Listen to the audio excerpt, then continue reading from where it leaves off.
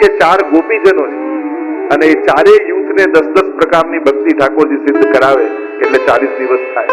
અનેક ભાવો આપણે ત્યાં 40 દિવસની આ વનયાત્રા, વ્રજયાત્રા યા લીલી પરિક્રમાના. યા એક બીજો શબ્દ મેં વાપર્યો હતો, આદિ દૈવિક વ્રજયાત્રા. કારણ કે એવું માનવામાં, પુરાણોમાં એવા ઉલ્લેખ છે આ વ્રજયાત્રા માટે કે આ દિવસો દરમિયાન ભારતના સમસ્ત તીર્થો વ્રજમાં આવીને નિવાસ કરે છે. એવી કથા આવે છે જ્યારે પ્રભુએ અરિષ્ટાસુર આદિ અનેક વધુ કર્યા, વૃષભાસુરનો વધ કર્યો અને રાધાજી એ તો કહ્યું કરે લાલન, તુને એ બેલકુ માર્યો, આ બળદને માર્યો એટલે તને તો ગૌ હત્યા લાગી. ભલે અસુર હતો પણ આવ્યો હતો બળદના રૂપમાં અને તેનો વધ કર્યો એટલે તને ગૌ હત્યા લાગી કહેવાય. ભગવાન કહે પણ આ ગૌ હત્યાનું નિવારણ કઈ રીતે કરવું? તો રાધાજીએ કહ્યું કે જેટલા પણ ભારતના સમસ્ત તીર્થો છે એ સમગ્ર તીર્થોની તું યાત્રા કરીને આવ તો તારી આ ગૌ હત્યાનું પાપ જાય.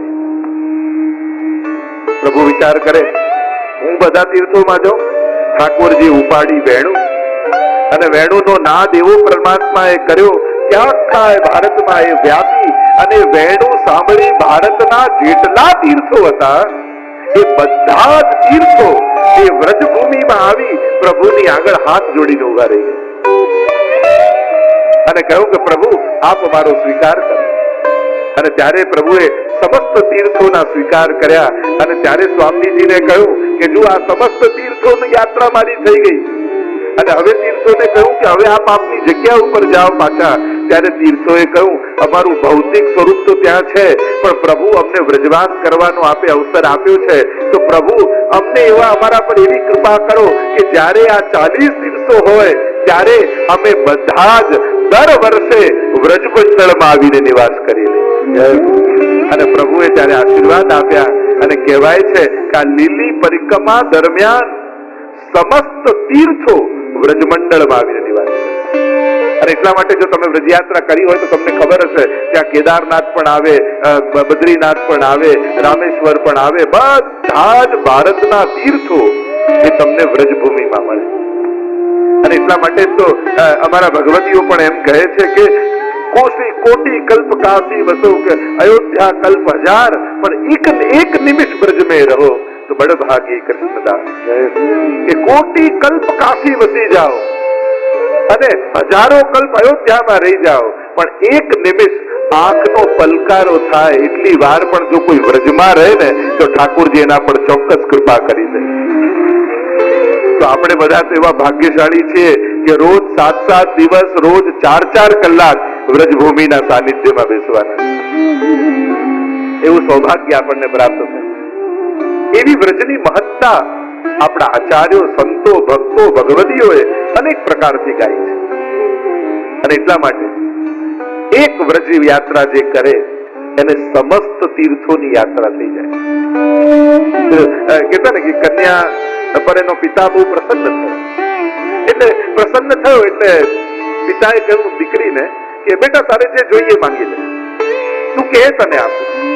ત્યારે દીકરીએ કહ્યું કે પપ્પા મને સાસુ લઈ આપો.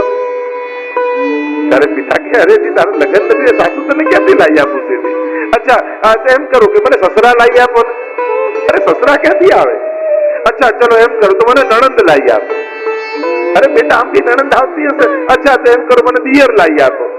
જયારે આ રીતે દીકરી વારે ઘડીએ કહેવા લાગી ત્યારે પિતાએ કહ્યું બેટા એક વર ગોતી લે, આ બધું તો એમને પાછળ મફતમાં આવશે.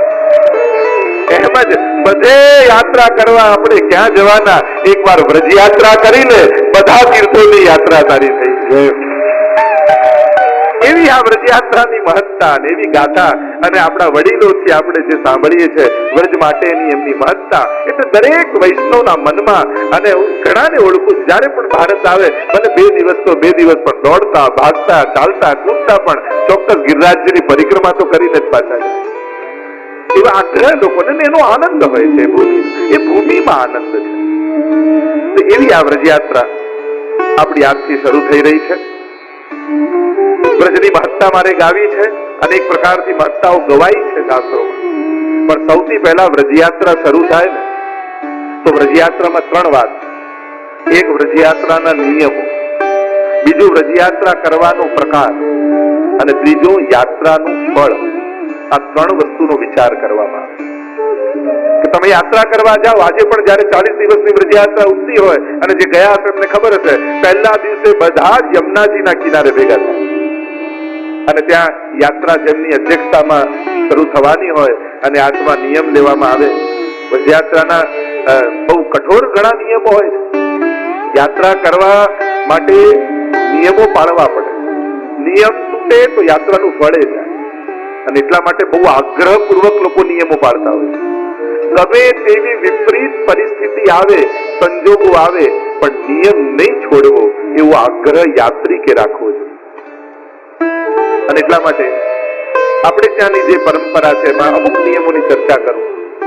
યાત્રામાં જયારે યમુના જળ હાથમાં લેવામાં આવે, અને આપણા જે તીર્થ પુરોહિત હોય એ આપણને નિયમ લેવડાવે. જો યાત્રામાં પુરોહિતની પણ મહત્તા છે, એટલે દરેકના કુટુંબ પ્રમાણે, પરિવાર પ્રમાણે તમારે ત્યાં ચોબાજી હોય.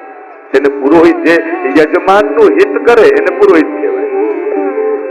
જેના થકી આપણે એ વ્રજના નિયમો પાળવાના હોય. અને યાત્રામાં 3 વસ્તુની મહત્તા: જપ, વ્રત અને દાન. યાત્રા જયારે પણ કરવા જાઓ તો આ 3 વસ્તુ બહુ મહત્વનું. પહેલી વાત છે જપ. કઈ જગ્યાએ કયા મંત્રનું જપ કરવું, કયું નામ લેવું, એની પણ વિશેષતા છે. આપણે ત્યાં ઉપાસના પદ્ધતિમાં મંત્રની આરાધનાઓમાં ત્યારે કયો મંત્ર કેટલી વાર જપાય, ઘણી વાર આજકાલ 2 પ્રકારની વિચારધારાઓ ચાલતી. ઘણી વાર ગણીને શું કરવાનું, તમારું મન લાગે ત્યાં સુધી મંત્ર કરો, મન નથી લાગતું તો શું. ઘણી જગ્યાએ એમ કહેવામાં આવે, આટલા મંત્ર, આ મંત્ર છે તો આટલી વાર જપવું જોઈએ, આ મંત્ર છે તો આટલી વાર જપવું જોઈએ. જેમ એક વિધાન છે કે જેટલા અક્ષરનો મંત્ર હોય એટલી લાખ વાર, અથવા જેટલા શ્લોકનો પાઠ હોય એને એટલી વાર આપણે કરતા હોય. જેમ કહીએ યમનાષ્ટક 9 વાર કરો, 9 શ્લોકો છે. 35 વાર સર્વોત્તમ સ્તોત્ર કરો, 35 શ્લોકો છે. એમ જેટલા મંત્રોના અક્ષર હોય એટલી લાખ વાર એનો જપ થાય. તો યાત્રામાં આ 3 વસ્તુની બહુ મહત્તા. પહેલો જપ.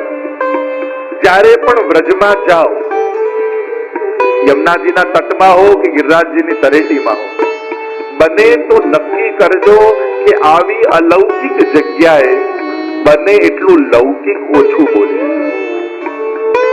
કારણ કે તમે કોના સાનિધ્યમાં ઉભા છો એ ભૂલી જશો ને તો લૌકિક વિચાર આવે. તમને પ્રેસિડેન્ટ કોઈ જમવા બોલાવે ને તમારી બાજુમાં બેઠા હોય ત્યારે તમને પ્રેસિડેન્ટ સિવાય બીજું કોઈ વિચાર આવે? તમારી મહત્તા છે. મન જેની મહત્તા માને ને, મન ત્યાંથી ન જાય. એટલે એક વસ્તુ યાદ રાખજો, બને તો ઘરે પણ ઠાકોરજીની સેવામાં બેઠા હો ત્યારે, અથવા ગિરિરાજજી, યમુનાજી ને વ્રજ મંડળમાં ગયા હો. કારણ કે ગિરિરાજજી અને યમુનાજી એવા છે કે જે અખંડ ભગવાનનું નામ લઈ રહ્યા છે, અખંડ ભક્તિ કરી રહ્યા છે. અને એમના સાનિધ્યમાં જયારે આપણે કંઈક લૌકિક બોલીએ છીએ ત્યારે એમની ભક્તિમાં આપણે વિક્ષેપ કરાવીએ. અને કોઈની ભક્તિમાં વિક્ષેપ કરાવો પણ અપરાધ છે. એટલે બને તો કોશિશ કરજો, જ્યારે પણ તમે વ્રજયાત્રા કરવા ગયા હો, ગિરિરાજજીની પરિક્રમા કરવા ગયા હો, યમુનાજીના પાન કરવા ગયા હો, તો કમથી કમ આ તત્વોની સાનિધ્યમાં હોઈએ ત્યાં સુધી બને તો લૌકિક વાત મનથી નહીં ચાલે, બને તો લૌકિક વિચાર નહીં કરો. તો અખંડ ભગવન નામ. તો પહેલી વસ્તુ છે જપ, બીજું છે વ્રત. આપણે ત્યાં જુદા જુદા પ્રકારના વ્રત, એકાદશી તમે વાંચો તેમાં આ નિર્જળા એકાદશી, આ એકાદશી. એકાદશીઓમાં પણ કયા સમયે કઈ એકાદશી છે, તો આ સમયે તેના વ્રતનો મહત્તા છે, કેવા પ્રકારના વ્રતની મહત્તા છે એનો વિચાર કરવામાં. અને ત્રીજી વસ્તુ છે દાન. જયારે વ્રજયાત્રા તમે કરવા જે ગયા છે એમને ખબર હશે, એટલે જુદા જુદા કુંડ ઉપર જુદી જુદી વસ્તુના દાનની મહત્તા હોય. જેમ ગ્રહણ આદિ આવે તેમાં લખ્યું કે આ વસ્તુનું દાન કરવું, આ સોનાનું દાન કે તાંબાનું દાન કે લોઢાનું દાન. દરેક વખતે યા દરેક સ્થાને વિશેષ પ્રકારના વસ્તુની દાનની મહત્તા હોય. તમે જ્યારે ગયા હશો બ્રજમાં ત્યારે તમારા પુરોહિત કે અહીંયા સોનાનું દાન કરો, અહીંયા વસ્ત્રનું દાન કરો, અહીંયા ચાંદીનું દાન કરો, અહીંયા અનાજનું દાન કરો. તો એ જુદી જુદી જગ્યાએ જુદી જુદી વસ્તુના દાનની મહત્તા છે. તો એનો પણ વિવેક રાખો. તો આ બધું આપણા પુરોહિત દ્વારા આપણે સિદ્ધ કરાવવું જોઈએ. મને તો દરેકને પોતાના ગોર કોણ છે એ ખ્યાલ હોવા જોઈએ, જે તમારી પરંપરાથી જોડાયેલા હોય અને એના દ્વારા એને મધ્યમાં રાખી અને આપણે આ સત્કર્મો કરતા હોઈએ. તો જે યાત્રાની હું વાત કરી રહ્યો છું, નિયમોની વાત. યાત્રા શરૂ થાય, ત્યાંથી આપણી વ્રજયાત્રા શરૂ થઈ રહી, વ્રજની ગાથા ગાવાની છે. તો નિયમોમાં યમુનાજી હાથમાં લઈને નિયમો લેવાય. સૌથી પહેલો નિયમ એ આપવામાં આવે કે સત્ય બોલીશ અને મધુર વચનો બોલીશ.